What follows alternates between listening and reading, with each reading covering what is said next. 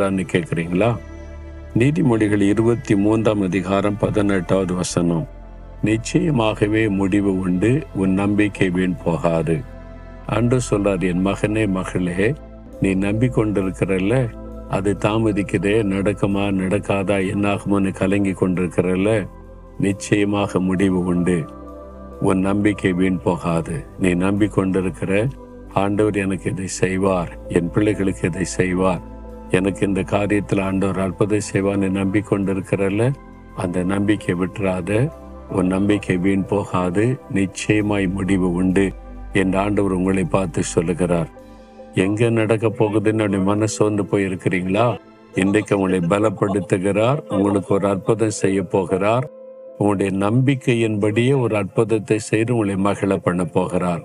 நான் நம்பின காரியம் கர்த்தரால் எனக்கு வந்தது என்று சொல்லி மகிழ்ச்சியோடு ஆண்டவரை துதிக்க போறீங்க.